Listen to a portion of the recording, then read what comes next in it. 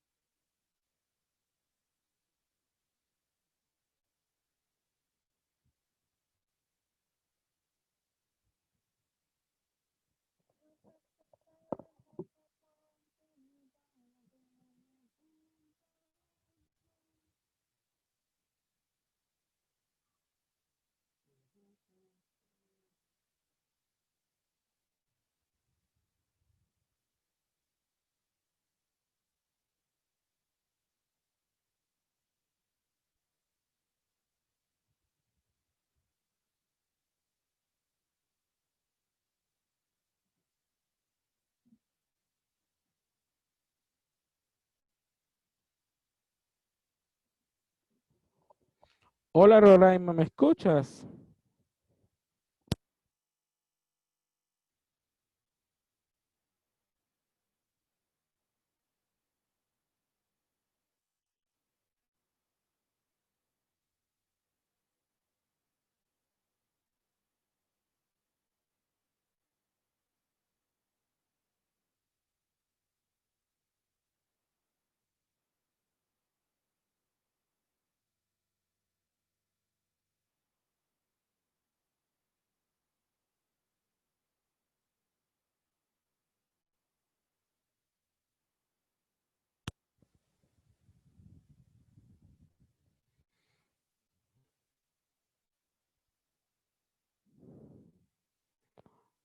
Buenas tardes, Roraima, ¿me escuchas?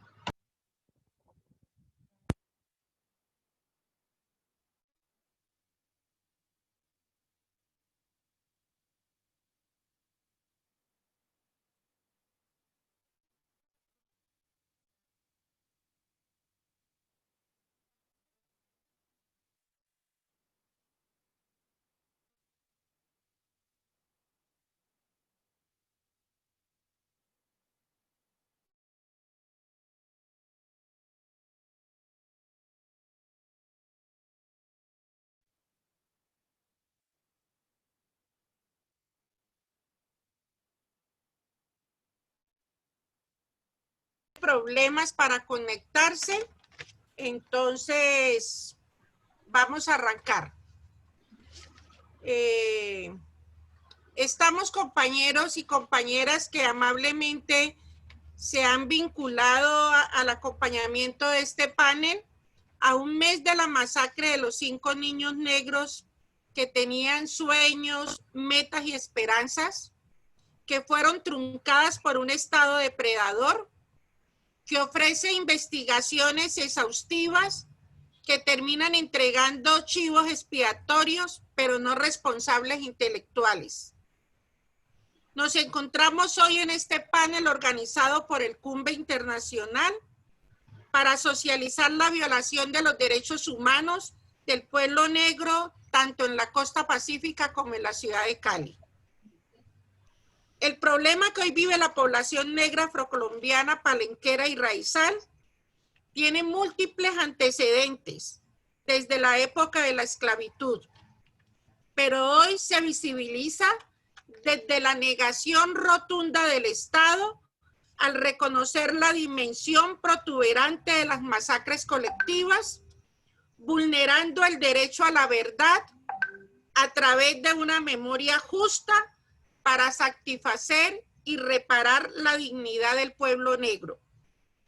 Su enfoque es individualista, aunque hable de reparaciones colectivas, lo que impide el ejercicio de propiedad colectiva conquistada con la ley 100, con la ley 70 del 93.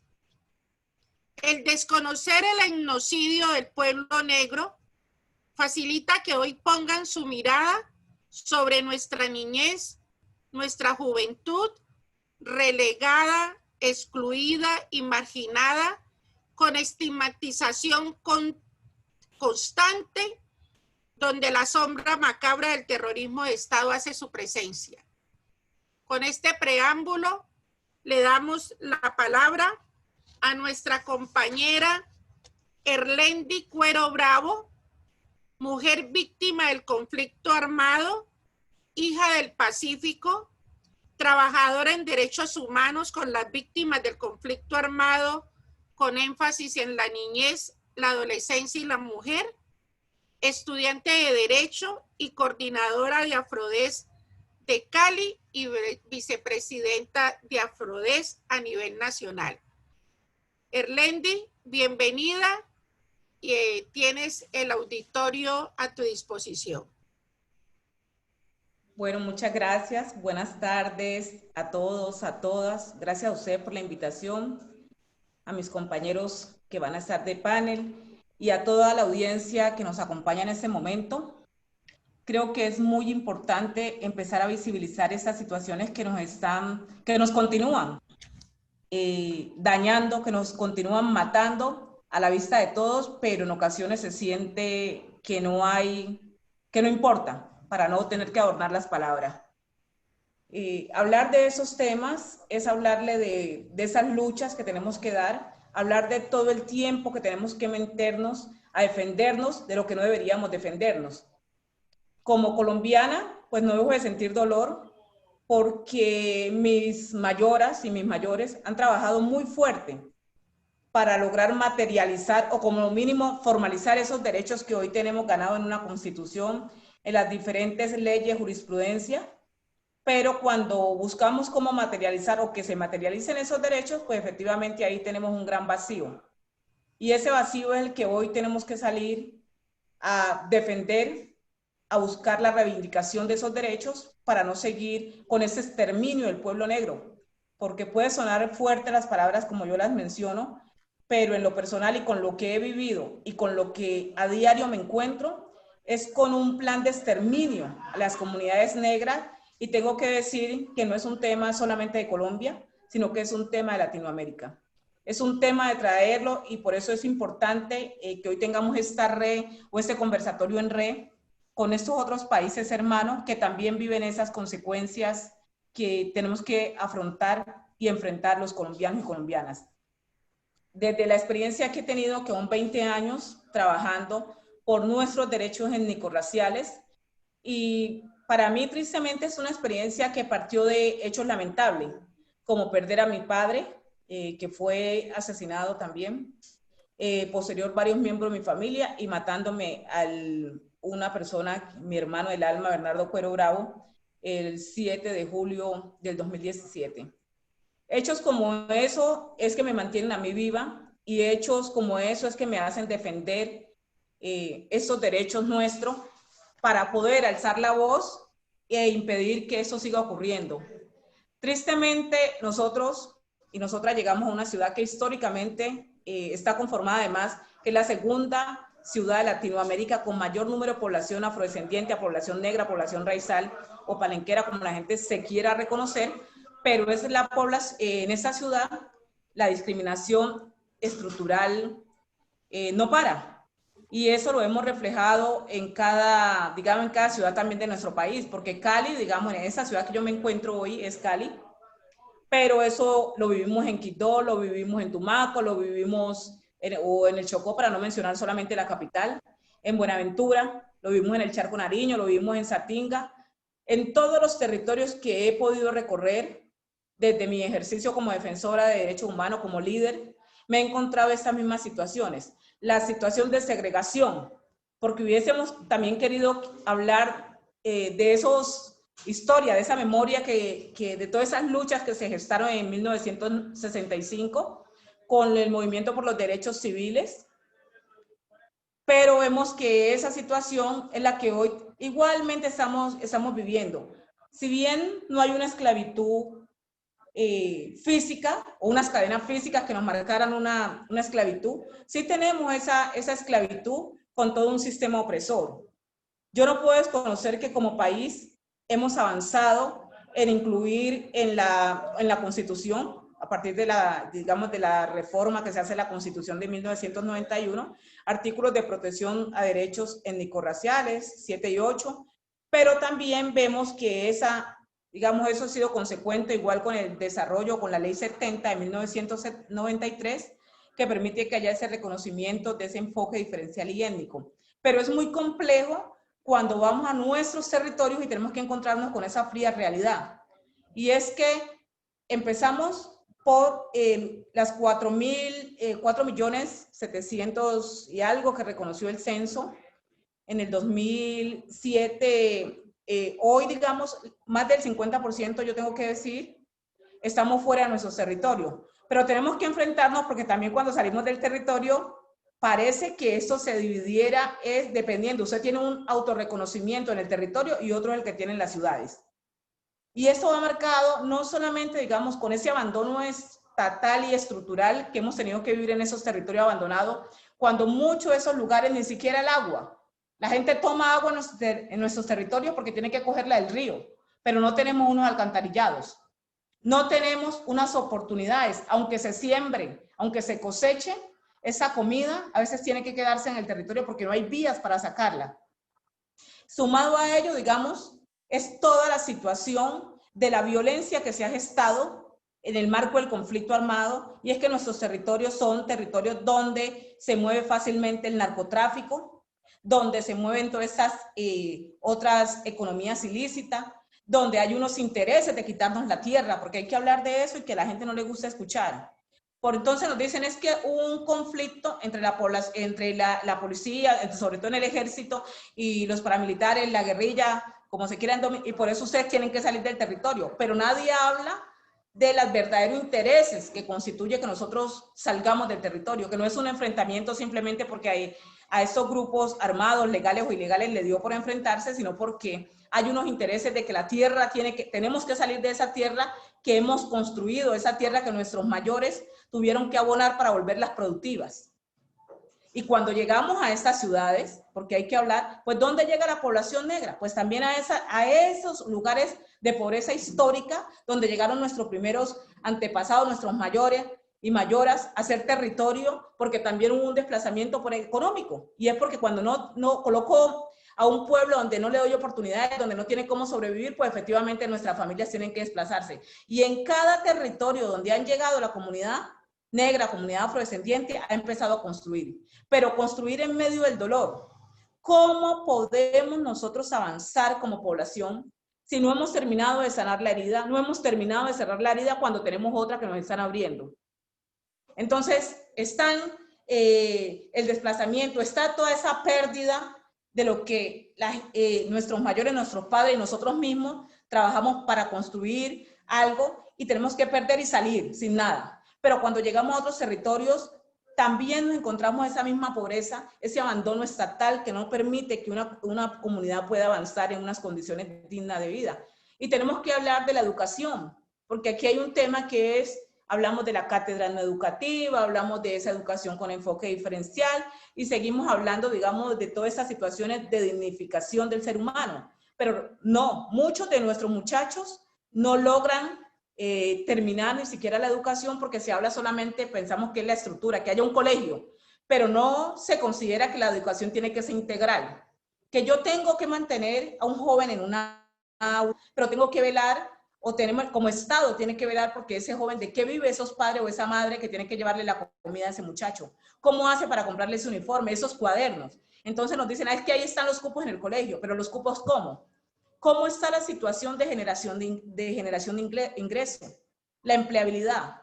¿Cómo concebimos que sea esa empleabilidad y no simplemente que los poquitos que logran acceder a la formación profesional, a la formación técnica o tecnológica, es un problema para que haya un empleo en condiciones dignas? Porque también hay un tema de discriminación racial y es cómo no te empleo por tener el tono de una piel diferente. ¿Cómo te marco una ruta donde tu trabajo tiene que ser? Y no puedes desmeritar porque todo trabajo es honra también. Y es cómo te tenés que ir de vigilante, cómo te tenés que ir a seguir trabajando en las casas de familias a cuidar hijos ajenos cuando tus hijos están abandonados en los territorios. Cómo tenés que coger un platón a irte a vivir de la venta ambulante mientras tus hijos los tenés que descuidar todo el día y además que eso no te va a garantizar el ingreso para sobrevivir. Entonces, de esos planteamientos, tenemos que nosotros seguir pensando cómo es que vamos a construir. Con eso no quiero decir que no haya oportunidades para las comunidades negras o comunidades afrodescendientes. Sí las hay, pero totalmente en desigualdades. Si hoy se hace un balance de la población nuestra que está empleada y la población que no tiene o que está en igual condición o equitativamente, pues sabemos que son la mayoría de la población negra o afrodescendiente, aunque se forme, es muy difícil que pueda acceder también a estas oportunidades de generar ingreso. Frente a eso, también tenemos que hablar de la generación de ingreso, pues también que es un tema completo frente a proyectos productivos que le permita poder subsistir o volverse empresario. No estamos en igual condiciones. Un tema fuerte que tampoco se habla mucho es el tema de toda esta identidad cultural, todo este fortalecimiento, cuando siempre se carga es que todo lo negro es negativo. Y entonces te marca porque si eres negro, entonces lo que comes no es bien. Solamente se reconoce cuando hay una fiesta como el Petronio Álvarez, entonces la comida del negro vale, la música del negro vale, la bebida tradicional vale. Pero cuando estamos en el día a día cotidiano, entonces eso no vale, porque te minimizan tanto que lo que haces, entonces tu comida, si es el pescado, eso huele feo. Y entonces no lo puedes preparar como quisieras o en todo momento porque es que aquí no puede entrar y necesitas una cantidad de protocolos que te den todos los permisos. El tema de la bebida, entonces, si no tiene el registro sanitario, si no tiene esto, pero en el Petronio puedes ingresar tranquilamente. Andy, te quedan 5 minutos. Listo. Bueno, y para redondear, o para tomarme esos 5 minutos, voy a enfocarme a Llano Verde y a la masacre, que es la que hoy nos convoca, digamos, como tema principal en Cali. Y en ustedes, pues, que están interesados en conocer. Los 5 muchachos que nos masacran en el Cañaduzal, a Luis Fernando, a Alvarito, a Jair Andrés, a Leiner y a Jean Paul, son muchachos que estudiaban, muchachos que bailaban, muchachos que estaban en deporte, en fútbol. Y era más fácil que la gente, cuando se meten a ese Cañaduzal a buscar un lugar, un lago para nadar, porque aquí estamos en un barrio que Llano Verde tiene una estructura bonita, tiene un colegio, pero no tiene en este momento un polideportivo, ninguna otra opción que un muchacho aquí pueda recrear y mucho menos en tiempos de pandemia. Tenemos difícil acceso a la conectividad, no hay internet, hasta hace 2 días me pudieron instalar a mi internet aquí, después de solicitar por 6 meses, puedo decirlo más. No hay acceso, los muchachos ingresan a este Cañaduzal en busca de ese lago y quizás elevar una cometa o comerse un pedazo de caña. Estos muchachos fueron vilmente masacrados, con tiros de gracia, los degollaron, los quemaron, uno no tenía la nariz, se la quitaron y fueron encontrados porque su familia, porque eran unos niños de casa, como se quieren ver que eran niños que andaban haciendo o estaban en conductas delictivas, no. Eran unos niños de casa y al ver sus padres y madres que esos niños no llegaban a la casa, empezaron a buscarlo hasta que un niño le dijo, no, es que nosotros nos metemos al Cañaduzal porque muchas madres no sabían. Y los niños ingresan al Cañaduzal, ingresan a esa familia y por eso encuentran esos cuerpos de los menores. Porque si las familias no hubiesen ingresado a ese Cañaduzal, esos niños hubieran quedado desaparecidos. Nadie hubiera recuperado. Desde esa fecha hasta ayer que cumplimos un mes de la masacre de esos niños, que tampoco son los primeros masacrados en Llano Verde, en un barrio que el 76% es víctima del conflicto armado, el 80% es comunidades afro, y tiene esta connotación que debería ser la garantía de no repetición.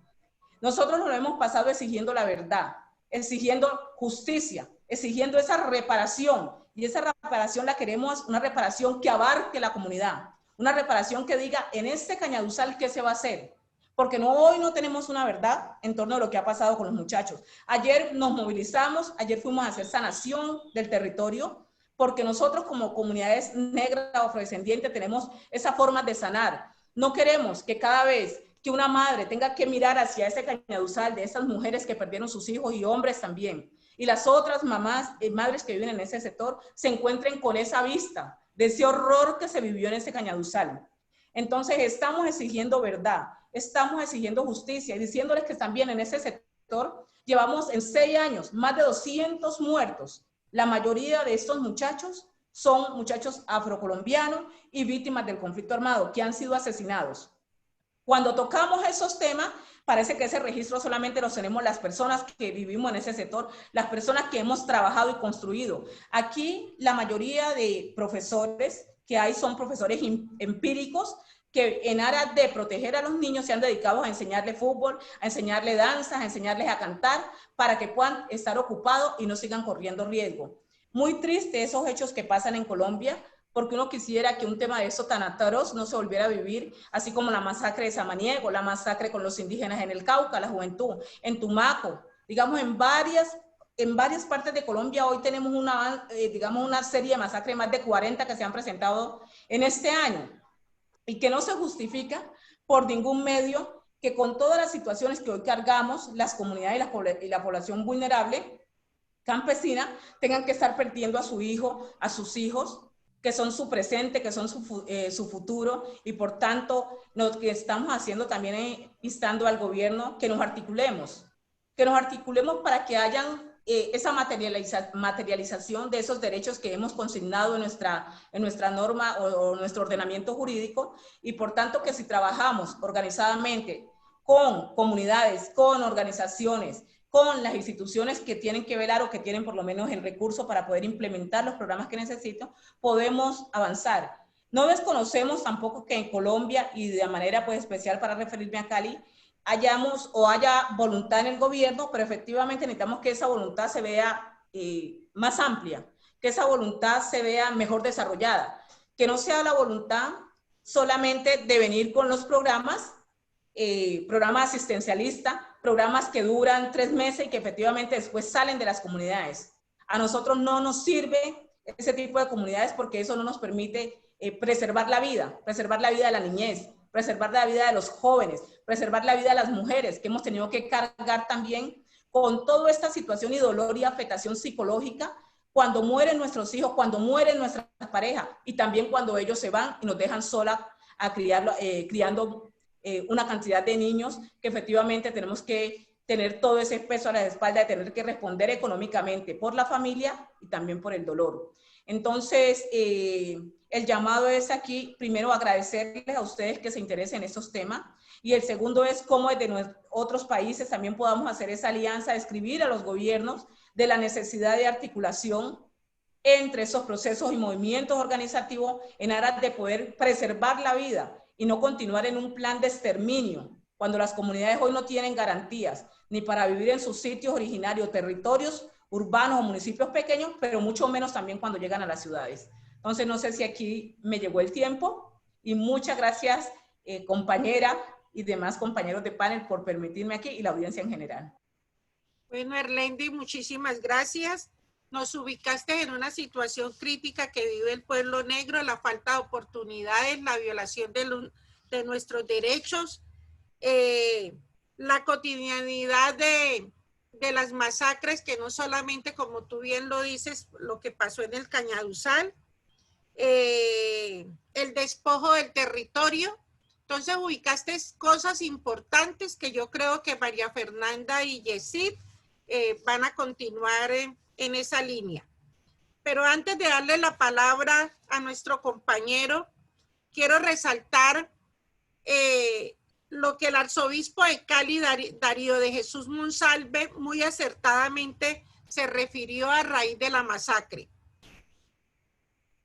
Se culpa a los de siempre para justificar masacres de Estado y conveniencias criminales, culpando además al acuerdo de paz que ellos mismos destruyen con insensatez. Palabras muy acertadas y muy ciertas que planteó el arzobispo de Cali. Le damos el uso de la palabra a Jessy Perlaza Mosquera, coordinador del programa arquidiocesano de paz comunitaria en contexto urbano rural de la Dirección de Reconciliación y Paz de la Arquidiócesis de Cali. Jessy, bienvenido. Tienes el uso de la palabra.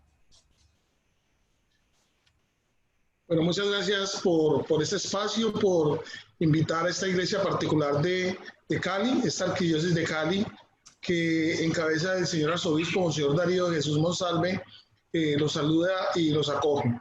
Bueno, tú has iniciado esas palabras evocando a nuestro arzobispo Monseñor Darío. Y todos hemos escuchado que la verdad nos hace libre. Realmente la verdad es tan dura de decirla porque la verdad inmediatamente parece ser que nos asesina. Cuando nuestro arzobispo habló de genocidio, cuando Erlendi ahora hablaba de exterminio, que son palabras muy fuertes y que tienen una connotación a nivel internacional, genera mucho estupor y genera un levantamiento de unos líderes políticos, empresariales y de ciertos sectores. Y es realmente lo que está sucediendo. Hay un exterminio sistemático. Y no solamente el exterminio sistemático tiene que ver con la persona, sino con la dignidad de la persona. Tiene que ver con todo el exterminio desde lo cultural, desde lo ancestral, desde toda su línea de vida. Realmente el pueblo negro sigue siendo esclavizado de diferentes formas y realmente no hay unas políticas claras que puedan llevar a estas comunidades afros, a estas comunidades indígenas, a poder surgir.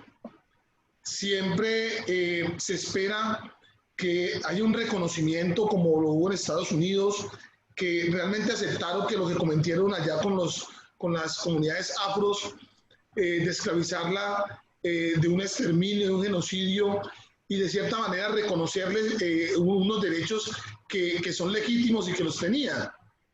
Pero se quedan solamente en políticas, en reconocimientos exteriores, más no interior. Realmente a la comunidad negra e indígena no se le reconoce. Por lo contrario, sistemáticamente se ejerce violencia contra este pueblo que cada día sufre más el deterioramiento de sus territorios. No solamente están siendo despojados de sus tierras, sino que son despojados también de su cultura.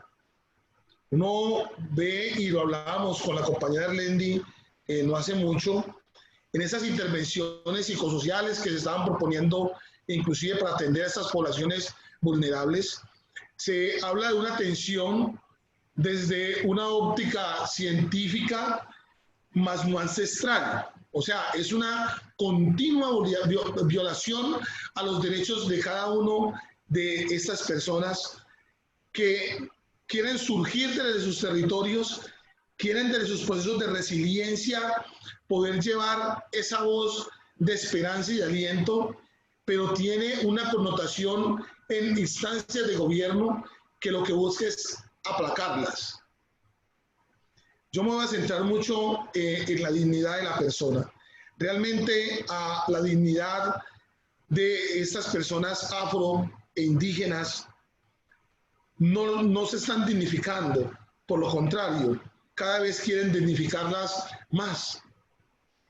Veía yo con mucha tristeza lo acontecido en Llano Verde. De una vez realizados los actos de levantamiento, al otro día ver Llano Verde lleno de la institucionalidad, que no respetaron ni siquiera el dolor de las víctimas, que quisieron llevar toda una oferta institucional improvisada, que en vez de traer tranquilidad y paz a las personas allá, lo que traían era más dolor. Y eso sucede cuando la masacre en el Tambo, cuando la masacre en Nariño y en esas diferentes zonas del país. La respuesta del Estado es enviar una comisión que lo que hace es llevar un espacio mediático y le da más protagonismo a esa presencia institucional que realmente a lo que está sucediendo en esos territorios. La voz de los territorios tiene que estar en el marco de las institucionalidades. Y uno ve lideresas como Erlendi, uno ve al señor arzobispo Monseñor Darío, que son esa voz de los territorios y esas comunidades que levantan y hacen ese clamor de dignificarlos en su integralidad.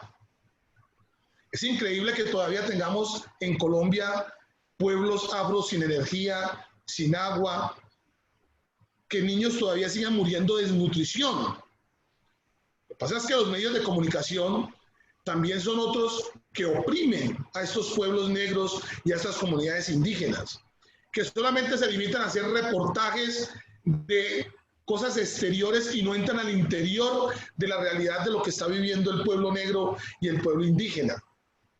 Realmente, si no son exterminados por una violencia homicida, son exterminados por una violencia social que no genera oportunidades, ni en la educación, ni en la tecnología, ni en la salud. Es increíble uno ver el hospital de Chocó, que todavía siguen culpando a la corrupción de los líderes políticos del Chocó. Eso no es de los líderes políticos del Chocó, eso es de una voluntad del gobierno nacional de realmente poder construir, edificar, no solamente lo físico, sino lo estructural de este pueblo y que la gente pueda tener las garantías mínimas como es la salud, la alimentación, la educación, el trabajo. Realmente estas poblaciones no tienen esa posibilidad de poder acceder a un empleo digno. Realmente, cuando uno está en esos territorios de Cali, sobre todo en el oriente, que uno ve estas poblaciones afro que quieren de una u otra manera surgir, pues son limitadas y de una u otra manera los empresarios y hasta el mismo Estado es discriminativo con ellos.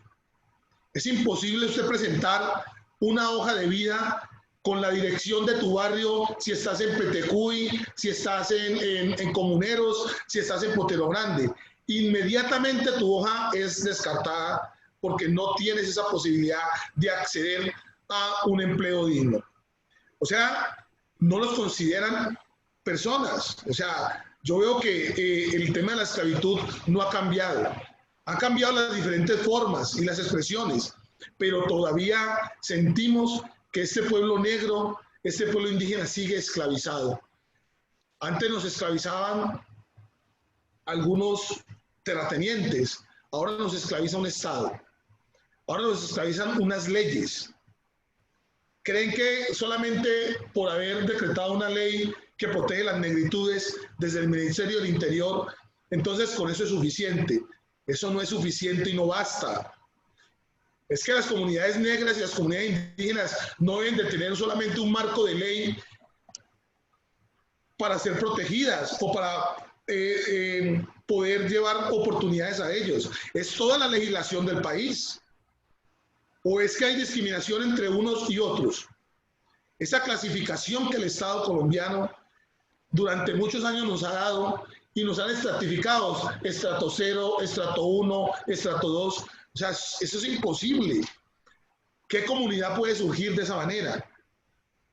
En Cali tenemos estamos hablando casi del 60% de la población caleña viene del Pacífico colombiano. Y no hay garantía ninguna para estos hermanos que han llegado. Igualmente para nuestros hermanos venezolanos, que vemos cada día más cómo las mismas dinámicas de violencia y esas mismas dinámicas de violencia social los adentra en un mundo oscuro. Yo ya veo a mis hermanos venezolanos que están viviendo en estos momentos en el oriente de Cali y se han instaurado también en la ladera. Y en la ladera de Cali tenemos a las comunidades indígenas y afros. En el oriente tenemos a las comunidades indígenas y afro. Ahora tenemos a nuestros hermanos venezolanos, que también les toca que asumir cómo el Estado y cómo la gobernanza cada día es más opresiva con ellos. Las fuerzas del Estado parece ser que protegen a los más pudientes, a los más fuertes y lo ponen todo contra los más débiles. La vulnerabilidad es total, es total. Lo veíamos ayer, sabemos que las invasiones y estos asentamientos subnormales que se están generando por todos lados, no es porque la gente lo quiera, es porque la gente necesita donde vivir. ¿Y quiénes tienen derecho a la vivienda digna? ¿Quiénes tienen derecho a poder tener un terreno para poder construir, para poder sembrar? Esa es la pregunta que tenemos que hacernos. Pero no, lo que hacemos ahora es, si vemos un asentamiento normal, buscamos todas las fuerzas del Estado, policía, ejército, y vamos a oprimir. Hemos perdido una capacidad de dialogar. Lo que sucedió en el Cañauzal de Llano Verde es ese exterminio sistemático que se viene presentando en nuestras comunidades. Son los negros y los indígenas, líderes y lideresas que están poniendo la sangre, son los mártires de este tiempo. Pero la respuesta del Estado es, no son masacres, son homicidios selectivos. No hay verdad absoluta, todo es tinieblas. Realmente hay mucho dolor. El pueblo negro, el pueblo indígena sufre. Seguirá sufriendo si no hay una política clara de protección, de dignificación de estas poblaciones. Están en deuda y esa deuda tiene que crearse y construirse junto a estas comunidades. Hay que escucharlas. Me quedan 5 minutos, Yesid.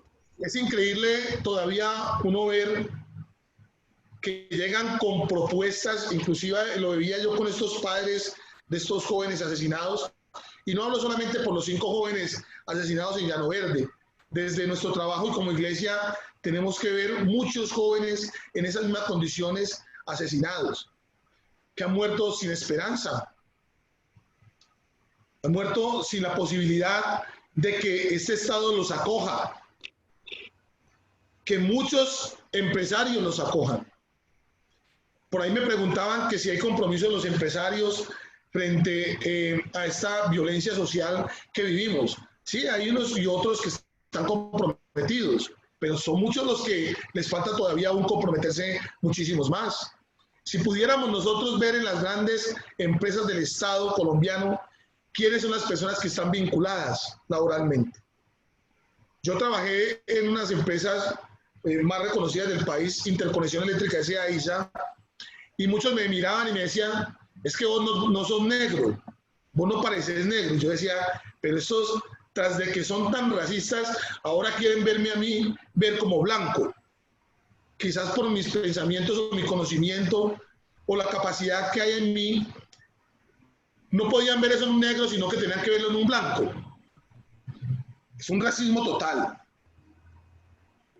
Es muy triste uno ver que realmente, por ejemplo, el alcalde de Cali, y me perdona pues por lo que voy a decir, pedir un endeudamiento para Cali para construir obras, para todo el tema de construcción, que para reactivar la economía de esta ciudad. Y yo le quiero preguntar al señor alcalde, ¿es que aquí en Cali todos trabajamos la construcción? ¿O es que la mano de obra solamente es para los negros que están en el oriente y que trabajan la construcción? ¿Será que se han detenido a pensar cuántos profesionales hay en estos momentos en el oriente de Cali que tienen la capacidad de poder estar en grandes empresas del Valle? Entonces es una discriminación total. O sea, yo digo que estamos muy perdidos. Pensar en reactivar la economía solamente construyendo edificaciones y dando mano de obra no calificada, porque así lo tienen, mano de obra no calificada que ya está determinada para los negros, indígenas y campesinos. Solamente la mano de obra calificada está para las personas de otro color, de otra etnia o de otra estratificación. Entonces son políticas que realmente hacen en la persona una dignificación, lo que buscan es un exterminio total de ella, de su cultura, de sus raíces, de su esencia. Cambiar a los negros sería un genocidio total. Un genocidio total. Y eso se está viendo. No nos puede dar miedo ni temor decir estas palabras. Quizás a uno no les gustará la palabra genocidio, como lo decía yo, de exterminio. Pero es la verdad, tenemos que decirlo. Y esa verdad no nos está haciendo libre. La verdad en Colombia te asesina. La verdad en Colombia te persigue. La verdad en Colombia te discrimina. La verdad en Colombia te pone en un partido, en derecha o izquierda. La verdad en Colombia tiene que contarse, tiene que decirse. Los que temen a la verdad son aquellos que siguen empeñados en estos actos violentos, en la de favorecer a los más vulnerables y en volverse cada vez más ricos. Yo siento de que estos espacios son muy importantes porque nos permiten poder llevar esa voz de los territorios y nos permiten también poder buscar estrategias que nos ayuden a salir de este momento tan crítico y de exterminio de esta población negra. Bueno, Yesí, muchísimas gracias. Nos has planteado que la ley 70 no es suficiente, no basta, que seguimos esclavizados por un Estado y por unas leyes, que las discriminaciones afirmativas en lugar de ayudar al pueblo negro lo que hace es perjudicarlo aún más, que la verdad nos está matando, no nos hace libre, la verdad nos discrimina, la verdad nos señala. Entonces, bienvenido a esos aportes, Yesí. Muchísimas gracias. La concreción de un paquete genocida y etnocida en el despliegue encubierto del racismo y la eugenesia que ello implica en tanto la doctrina civilizadora blanca que masacra y destierra poblaciones, desocupando territorios en nombre del desarrollo, en nombre de la democracia y de la paz, está acabando con el pueblo negro. Bienvenida María Fernanda Quintero, geógrafa, defensora de derechos humanos, asesora en educación, en etnoeducación, territorio y memoria. Bienvenida, Mafe. Bueno, muchas gracias a la compañera Ana Bermúdez, a Yesid y a Erlendi y a toda la gente que nos está escuchando en lo amplio del espacio del globo terráqueo en esta reflexión. Yo voy a empezar por algo muy concreto y es alrededor de la masacre y de los niños de Llano Verde hay una falacia institucional. En esa masacre hubo segregación racial, hubo discriminación y odio racial. Es una masacre más allá de un genocidio, es un etnocidio hacia las comunidades afro. Y voy a referirme por qué, más allá del genocidio. Existen dos vertientes importantes que las ha delineado el señor Iván Duque, supuestamente nuestro presidente, que entre otras cosas, voy a decirlo claramente, aquí en Colombia no hay democracia. Eso es una falacia, esto es una pseudodemocracia empeñada en demostrar que las comunidades afro y que las comunidades indígenas y que los sectores campesinos votaron por él. No, votó la hegemonía de una oligarquía de este país para seguir el cordón del modelo fascista y exterminador de las comunidades indígenas y de las comunidades afro. Eso hay que decirlo claramente, sin eufemismos. Es decir, estamos cargados de eufemismos y análisis teóricos desde la politología, desde las ciencias del derecho, desde la sociología, pero no vamos en el camino de lo que es, sobre las políticas estatales de exterminio que ha significado el señor Iván Duque. El primer genocidio que ha establecido con las comunidades negras está delineado desde el Departamento Nacional de Planeación, donde en el 2005 habían 4.311.750 afros en Colombia. Y en el nuevo plan de censo poblacional hay 2.982.224. La pregunta que uno se hace como ciudadano, ¿dónde están el resto? ¿Qué pasó con ellos? Dentro de la inclusión de las preguntas, nunca se les preguntó qué rasgos ni qué origen étnico tenían. Eso hizo que las comunidades las invisibilizaran. Partiendo de ahí, que hay un modelo de política pública totalmente segregacionista, invisibilizadora de las comunidades negras. El segundo punto, para no ampliar sobre este punto, pero sí dejarlo sobre el tapete, es el Archivo General de la Nación. Había un grupo de archivo étnico y derechos humanos por la ley 1448, la ley de víctimas en Colombia, que salió en el 2012. Y hay un decreto que se llama el 4800, que es a la atención, reparación, integración por violación de derechos a las comunidades étnicas, incluidas las indígenas y las afro.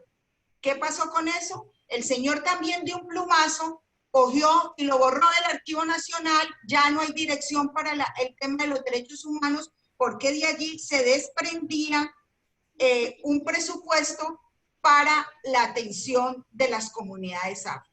¿Qué quiero decir y demostrar con esto? Que esas disposiciones corresponden a un modelo totalmente autoritario y esto se llama un genocidio administrativo para emprenderle el trayecto a un genocidio cultural y de matanza con las comunidades afro.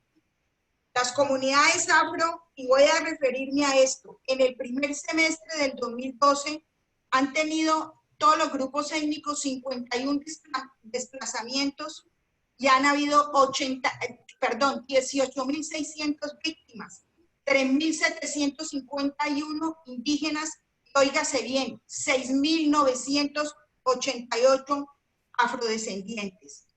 Con el agravante que en el municipio de Cali, en estos 3 meses, 245 desaparecidos, más la masacre de Llano Verde, que fue es decir, es el parte del modelo institucionalizado de segregación racial y que apunta a un genocidio continuado y sistemático. Yo quiero resaltar con lo que dice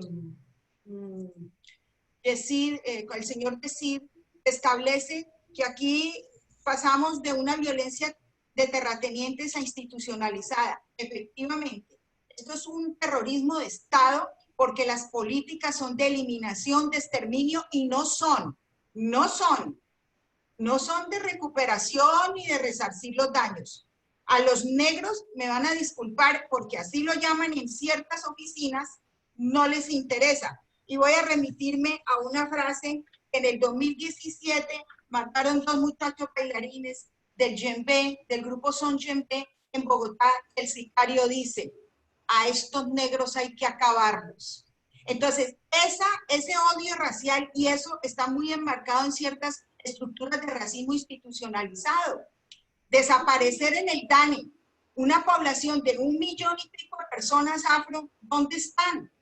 Entonces, los programas del gobierno están relacionados justamente, y el desarrollo económico que hablaba Erlendi, están desarrollándose a partir de todo un plan nacional de desarrollo, pero no existe. Eso por un lado. Y por otro lado, el tema de la seguridad nacional. El ministro de Defensa ha creído que nosotros tenemos un enemigo interno y que como el enemigo interno, entonces, efectivamente, toda la correría y toda la extensión del territorio es simplemente a través de un dispositivo de seguridad nacional que la están manejando las regiones con 3 factores: los militares, los agentes policiales y grupos de gran conformación ilegal al orden del día.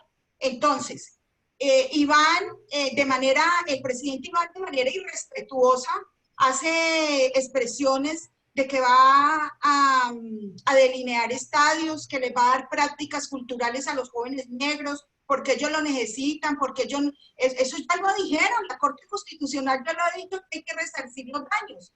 Aquí lo que hay es que establecer unos mínimos de respeto por la dignidad del pueblo afro, y eso no está ocurriendo. Yo aprovecho este momento para un llamado a los organismos internacionales, a los países garantes que nos están viendo en este diálogo, por favor, un pronunciamiento porque es urgente. Es urgente. El pueblo de Colombia no resiste más semejante atropello, represión y es una militarización de los territorios. El ministro de Defensa justifica todo este desorden, entre comillas, que ellos le han llamado para militarizar los territorios. ¿Y qué es lo que pasa en los territorios? Es que los territorios han estado manejados ancestralmente por muchos y en defensa por las comunidades tanto étnicas como tanto afro como indígenas. Entonces, allí hay un modelo económico muy distinto al modelo neoliberal que nos impuso el señor Jorge Iván y que responde al Fondo Monetario Internacional y a la Organización Mundial de Comercio, donde está todo el sector financiero con las multinacionales. Por eso los líderes afro han sido asesinados por la defensa del territorio. Aquí ha habido un plan sistemático de exterminio social con un genocidio administrativo y con un etnocidio de la cultura. Y como bien lo decía el señor Desi, han desestructurado culturalmente a los pueblos. Y esto se necesita y se requiere una reflexión permanente y un diálogo permanente desde las localidades de los territorios sobre la defensa de la vida y sobre la defensa del territorio. Sí, es cierto, eso ya se está haciendo y se ha hecho por mucho tiempo, pero es que en estos momentos la crisis más aterradora es en el mes de agosto, para decirlo aquí públicamente, 56 masacres en Colombia en un mes. Hace 3 días, 11 jóvenes asesinados en las calles en el plano urbano.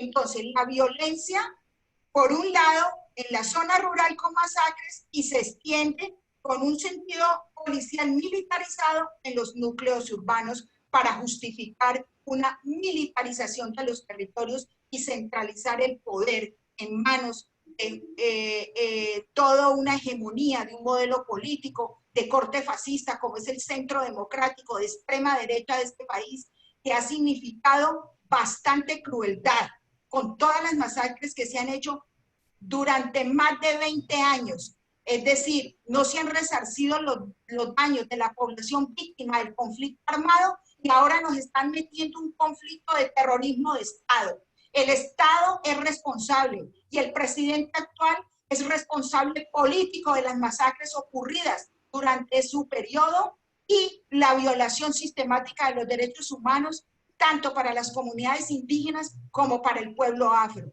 Es necesario que los organismos internacionales se den cuenta en qué situación tan urgente y en estado crítico está la población de Colombia, sobre todo el alto grado de vulnerabilidad. Nosotros no tenemos sino, óigase bien, un estado parcial. Esto no es una democracia, esto es una pseudodemocracia con un neofascismo, porque es que cuando aquí se eligió a este señor, no le eligió el pueblo negro, no le eligió el pueblo indígena, ni el sector campesino, lo eligieron unas hegemonías de los sectores económicos. Es más, el ministro actual es del Valle del Cauca y las regiones más afectadas en el plan sistemático de exterminio son el departamento del Valle del Cauca, Nariño, la región pacífica, que está afectada en el Bajo Atrato, en el Baudó, está afectado Buenaventura y Cali. Cali es la muestra de los niños de Llano Verde, es la muestra del terrorismo de Estado que se establece desde los centros urbanos hasta las zonas rurales, como la masacre de Samaniego y algunos otros desapariciones y asesinatos que se han venido dando en el Baudó, en Buenaventura, en el Cauca y en Nariño. Yo creo que hay que ser significativos en qué medida, en que hay que ejercer unas acciones mínimas para defender la vida. Porque el Estado no le interesa defender la vida de ningún afrodescendiente. Eso ya lo tenemos claro y ha sido permanente y sistemático el principio de una política de probabilidad, de una política cuántica y que niega cualquier individualidad y que el concepto es operar masivamente, opera masivamente con principios de seguridad militarizado, con un dispositivo de seguridad nacional y con un dispositivo hacia control territorial. Eso es lo que están ejerciendo en este momento porque hay intereses económicos en esta región del suroccidente colombiano.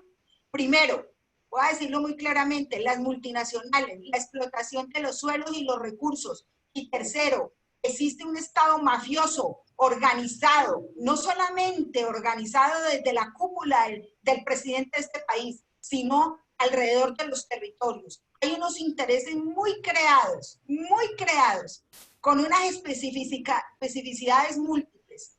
Inclusive podría uno decirse que quieren es borrar todo para campear ellos alegremente lo que ellos han venido construyendo durante muchos años, y es la apropiación de los territorios colectivos de las comunidades negras.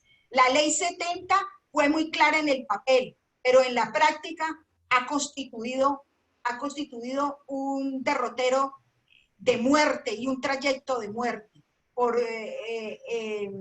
consecuciones de violaciones y de desapariciones forzadas alrededor de eso y el desplazamiento masivo de comunidades, porque en este momento hay desplazamiento masivo de comunidades, lo que es toda la región, parte de la región del Chocó, y aún mismo desapariciones forzadas alrededor del municipio de Cali y del municipio de Nariño, y aquí a esto también hay que agregarle en ese factor de violencia las judicializaciones, las falsas judicializaciones que se le están haciendo al sector campesino, a los sectores campesinos fundamentalmente, que están defendiendo el derecho a trabajar el territorio de una manera distinta.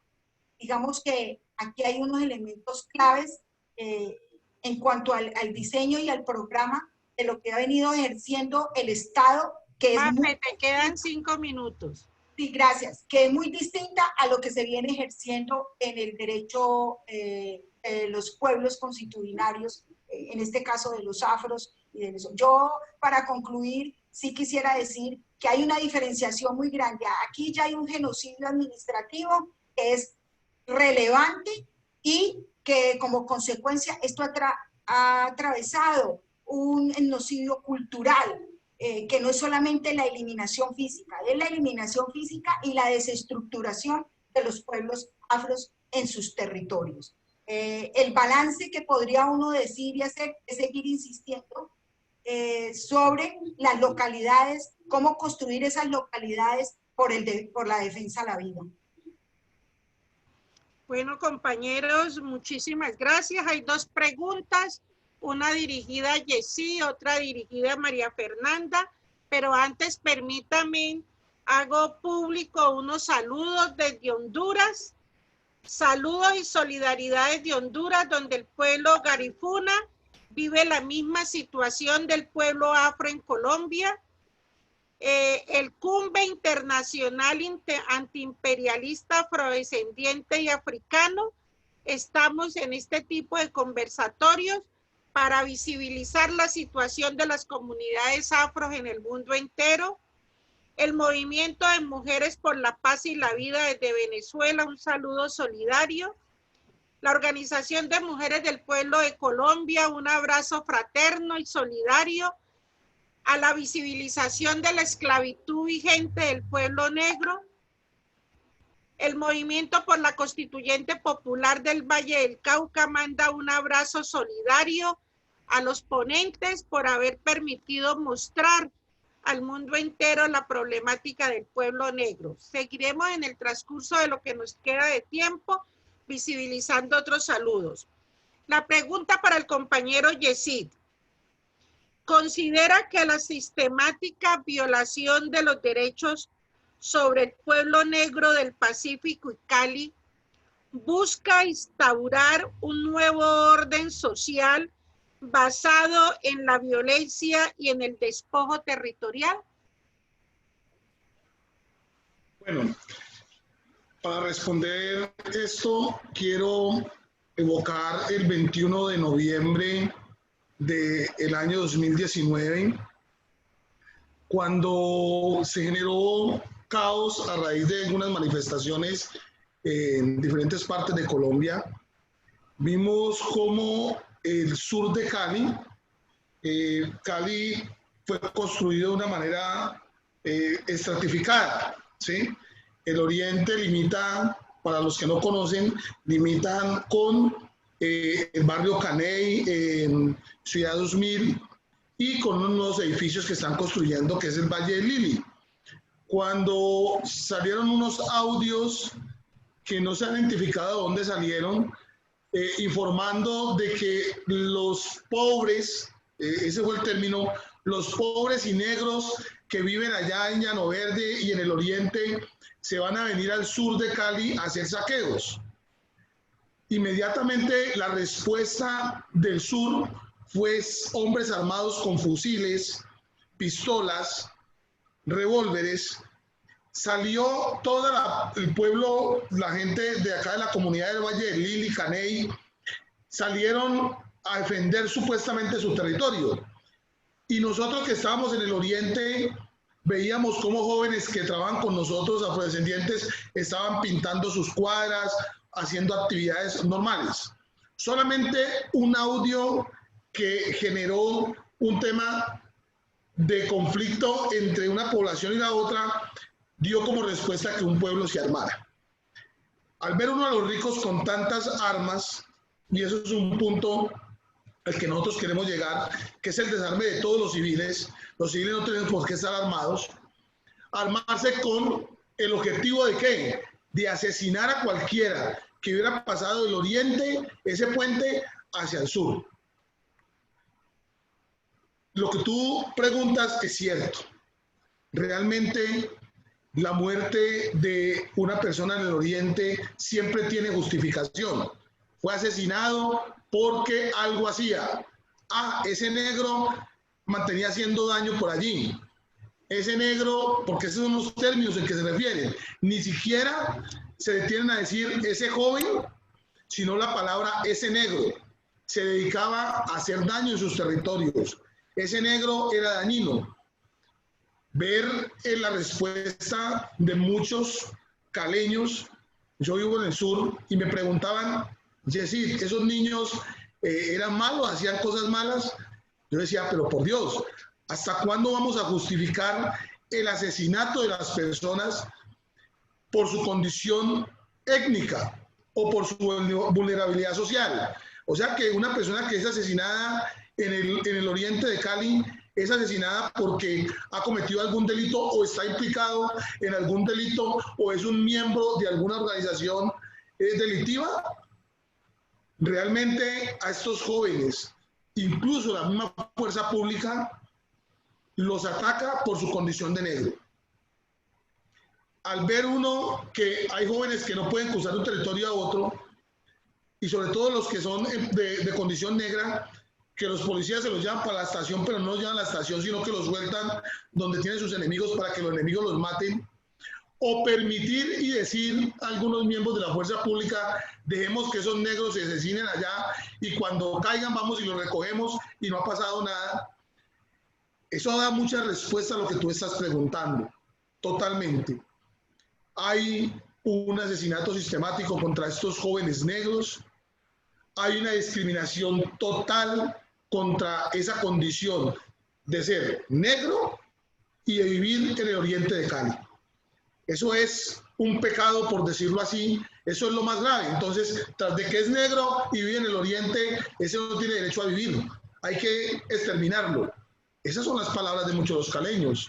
Sé que hay muchos caleños que los rodean y los protegen, pero también hay muchos caleños que discriminan por su condición social y por su color de piel. Muchas gracias, Yesid. Para María, tienes otra pregunta pendiente, Yesid. Para María Fernanda, ¿cuáles son las acciones de autoprotección de las comunidades para minimizar los riesgos de violación de los derechos? Bueno, es una muy buena pregunta. Realmente... Para María Fernanda. Déjalo que diga. Porque él tiene otra muy puntual. Que él participe y yo después digo algo. Bueno. No, tranquila. Sí, dale. No, iba a decir que, y para que María Fernanda complemente, es clave. El pueblo debe unirse. Y lo que está haciendo el Estado, y lo vi ahora con la muerte de los jóvenes en Llano Verde, la institucionalidad llegó a dividirlos para que no se unieran. Cuando los desunen, pierden fuerza. Entonces uno ve que cogen y comienzan a proveer unos liderazgos que no son auténticos en el territorio, y Ernesto nos puede después contar de esto, y lo que buscan es dividir totalmente, fraccionar los liderazgos para que no haya unidad. Eso es lo que está pasando. Mafe. Bueno, Jessy, pues me parece efectivo tu participación en cuanto a él, en cuanto a esa pregunta, digamos, lo que está dirigida a la respuesta. Muy bien la ilustración que nos ha dado en toda la exposición. Ligeramente yo pensaría, y lo digo abiertamente, hay que generar acciones locales. Yo plantearía, yo no sé si va a causar escozor esto, pero cabildos populares abiertos por defensa de la vida. Los cabildos ahí, los cabildos populares deben de darse, tanto en las zonas urbanas como en las zonas rurales, o las asambleas populares, para poder nosotros por lo menos defender desde una entidad que tenga una identidad permanentemente, que se construya una narrativa de la defensa de la vida. Necesitamos unas narrativas de defensa de la vida que conduzcan a una reflexión sobre el modelo político que hay en Colombia, entre los jóvenes y entre los pobladores, entre los mayores. Esa palabra linda de las comunidades negras, las juntanzas. Hay que empezar a hacer juntanzas sobre acciones locales, sobre esa reflexión que tiene que ver con los derechos de los pueblos originarios, con los derechos que han sido conquistados y con esa memoria ancestral de los pueblos que vienen traídas, inclusive de ser población víctima y por desplazamiento, y que llegan a otros lugares emergentes de espacios urbanos, como los niños de Llano Verde y las familias de Llano Verde, que muchas son de población víctima desplazada. Entonces es necesario hacer una construcción solidaria y una amistad política con las juntanzas, con ese verbo, esa palabra y esa narración subjetiva de la memoria de los pueblos afro, con una condición y una organización política que reflexione el modelo actual político que se está viviendo en Colombia. Y yo creo que las acciones de cabildo popular abierto para las comunidades internas sería una maravilla. Yesid, muchas gracias, María Fernanda y Yesid. Para Yesid, esta pregunta de Noralicia Villegas Lerma. ¿Qué va a pasar ahora con la población afrocolombiana con Cali como distrito especial? Distrito capital, perdón. No te escuché la pregunta bien, se cayó. Dice. No te escucho bien la pregunta. ¿Me escuchan ahora? ¿Me escuchan? Ahora sí te escucho bien. Bueno, sí. ¿Qué va a pasar ahora con la población afrocolombiana con Cali como distrito capital? Bueno, en la anterior administración de Armitage, estuve muy cercano a la Secretaría de Seguridad y Justicia y me presentaron tres propuestas de zonificación de los distritos que se quieren construir. Y realmente quedé muy preocupado con la propuesta que está organizando el Consejo de Cali en su momento. Sé que esto se ha suspendido por el momento por tiempo de pandemia, pero esta distribución es peligrosa cuando solamente se piensa en infraestructura. Lo que se está pensando en la zonificación por distrito es la infraestructura que haya en cada uno de los sectores. Escuelas, puestos de salud, estación de policía, y se están olvidando de lo más importante, que son las condiciones de vulnerabilidad social que tiene cada territorio. En las estratificaciones que yo vi que dejaron comunas como la comuna 15, con la 13 y la comuna 16 juntas. y es una de las comunas que más violencia homicida nos presenta. Es más la población que tiene vulnerabilidad sobre la misma oferta institucional. Ver población como el sector de Comuneros 1, Villas de las Palmas, El Valladito, asentamientos subnormales que no tienen ni agua ni energía, que tienen el cañauzal de vecino y al fondo están viendo los edificios grandes del Valle del Lili, que yo siento que esa es la discriminación más fuerte social que hay.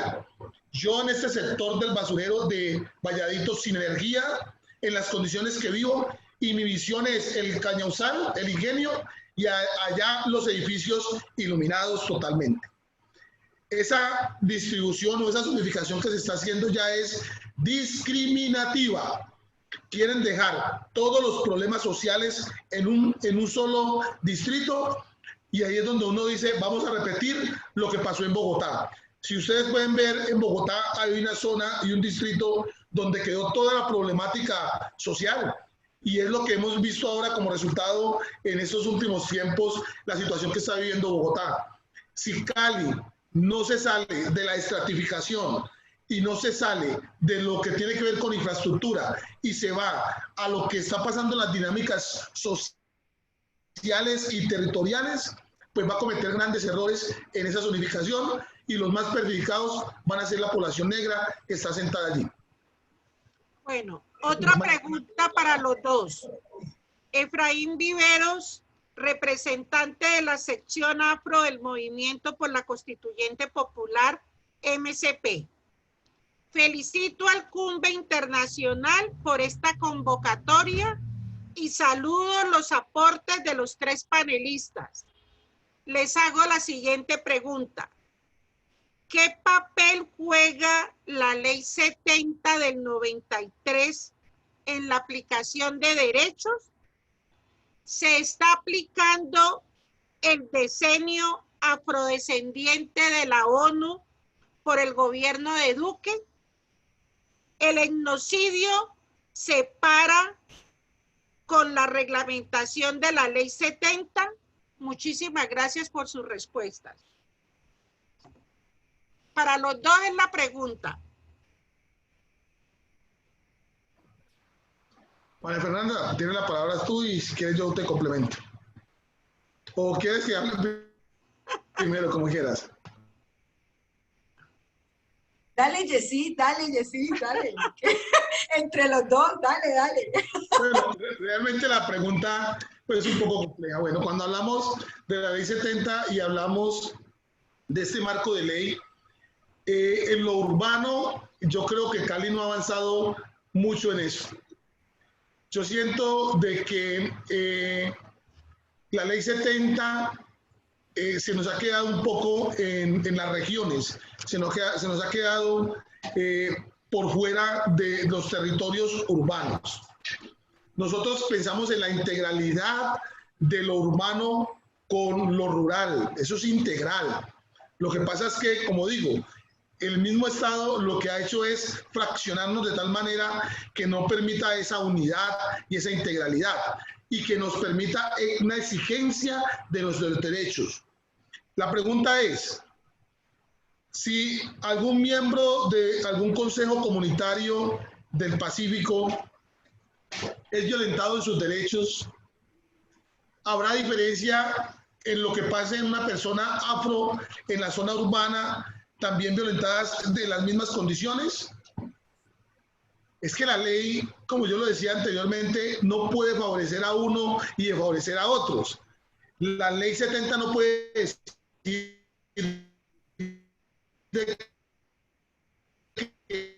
territorio declarado como territorio y como un consejo comunitario, y yo al no estar en ese consejo comunitario no soy protegido por la ley. Es que ser negro y vivir esta cultura no depende de una ley, depende de nuestra dignidad. Nuestra dignidad está por encima de toda ley. No nos pueden encasillar a nosotros los negros, y eso ha pasado. nos han encasillado en una ley, en esa ley 70, que lo que ha hecho es limitarnos. Ha sido una ley que nos fracciona y nos divide. Las grandes problemáticas que uno ve en lo rural, entre los consejos comunitarios y los campesinos, que también son negros, es de que el derecho que tiene el afro, que está en el marco de la ley 70, y ese campesino que no, entonces hay diferencia. Mire cómo nos diferencia la ley. Para mí fue lo peor que pudo haber pasado, que hubieran sacado una ley donde protege a uno y desfavorece a los otros. Inclusive cuando estuve trabajando en ISA, cuando nos tocaba que concertar con las comunidades indígenas, afros y campesinos, veíamos que con los indígenas y con los afros tenía que participar la dirección de comunidades étnicas del Ministerio de Interior, pero cuando nos reuníamos con los campesinos no había nadie que brindara la posición de los campesinos. Entonces yo siento de que si nos encasillamos en esta ley 70, para el marco de defensa de sus derechos y de la dignidad de las personas, vamos a perder nuestra dignidad, vamos a perder nuestros derechos. Nuestros derechos están por encima de toda ley. Mafe, de pronto respondes tú, ¿se está aplicando el diseño afrodescendiente de la ONU por el gobierno de Duque? No se está aplicando, primero que todo porque la disposición institucional de Iván Duque es un modelo neoliberal, es un modelo de corte capitalista, y él lo que menos quiere es la participación y la consultiva entre las comunidades, con relación a las comunidades afro o afrodescendientes.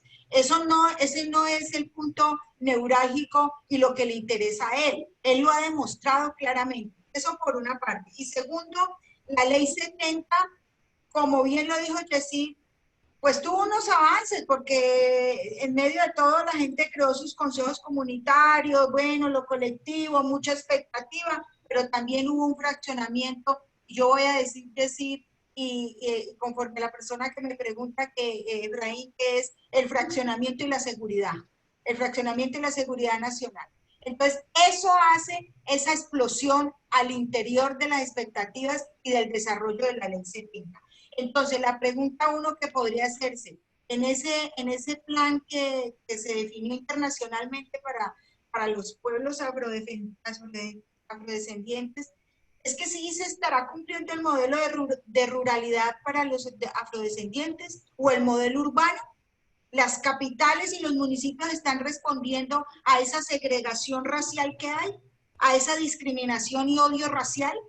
¿Qué es lo que están haciendo los alcaldes en esos modelos de ciudades? ¿O es que nos hemos quedado un poco en esos guetos desiertos? Entonces, como lo he explicado perfectamente, Jessy, se ha quedado como un cúmulo de espacios geográficos y multiescalares allá donde están grupos étnicos, y porque los grupos étnicos son señaladores.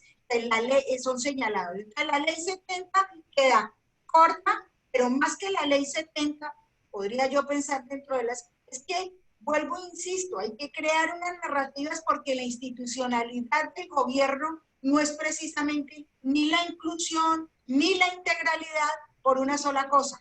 Las políticas públicas las definen en el Palacio Nariño. Las políticas públicas no las definen desde adentro de los territorios, ni hay consultiva con los indígenas ni con las comunidades afro. Esas las definen es allá y las aplican acá a los territorios.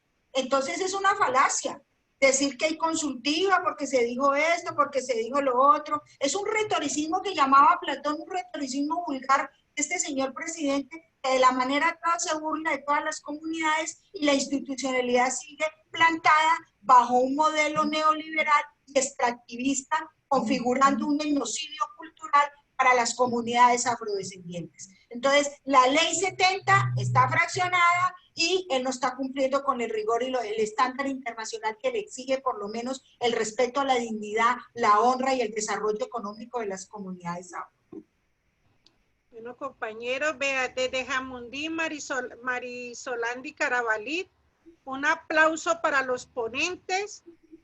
por sus diversos conocimientos que nos ayudan a generar unas estrategias para visibilizarnos en los territorios. Es importante que el CUMBE piense en generar otros espacios para potenciar conocimientos sobre los temas afro, negros, raizales. Gracias por la invitación. Yo a ustedes les digo un abrazo muy grande, muchísimas gracias. Nos seguiremos encontrando para seguir construyendo seguir construyendo y visibilizando este problema en nuestro pueblo negro. Un abrazo ancestral y grandísimas gracias a Yesía, María Fernanda y Arlendi, que tuvo problemas de conexión, porque como apenas, como bien lo dijo ella, hace 8 días le conectaron, la volvieron a sacar, entonces no pudo quedarse hasta el final. Decirles que cuentan con el CUMBE Internacional. ¡Ay, volvió Arlendi! Un abrazo. Un abrazo. Maravilloso. Un abrazo muy grande. Decirles que pueden contar con CUMBE Internacional para seguir denunciando procesos y construyendo procesos, y que aquí estamos para que juntos hagamos camino. Un abrazo grande y muchísimas gracias. Igualmente, un abrazo para Yesí, Arlendi y todas las personas de Honduras que nos escucharon, las personas de Colombia que preguntaron, y para ti, Ana Bermúdez, y la gente y las personas que pudieron este enlace en Venezuela. Gracias a todos por la solidaridad política con el pueblo afro aquí en Colombia y con los compañeros representantes, la líder Arlendi, que la conozco muy bien y llevo mucho tiempo viendo sus reflexiones que son muy interesantes y profundas sobre el tema de la defensa de los derechos humanos, y a Jessy, que por ahí también lo distingo bastante con el trabajo cívico que él también hace desde el escenario. Sí, espero que podamos seguir contando contigo, con Erlita, Erlendi y con Mafe, en espacios que vamos a seguir construyendo desde la ciudad de Cali y desde Buenaventura, porque Buenaventura sabemos que está viviendo una situación crítica, no solamente del genocidio, del etnocidio, sino también desde lo social. Muy profundo la crisis social de nuestro pueblo. Entonces, nos seguiremos viendo en el camino, en esa construcción de vida. Muchísimas gracias. Un abrazo ancestral muy grande. Un saludo. Saludos. Gracias, gracias. Gracias por la invitación. Muchas gracias a todas las personas que se conectaron por Facebook Live. Un abrazo muy grande por el tiempo que le dispusieron para estar aquí en este diálogo de saberes. Muy buenas tardes y muchas gracias. Adiós, Ana Cristina. Gracias a ti. Adiós, chao. Mafe. Muchas gracias. Bueno, suerte.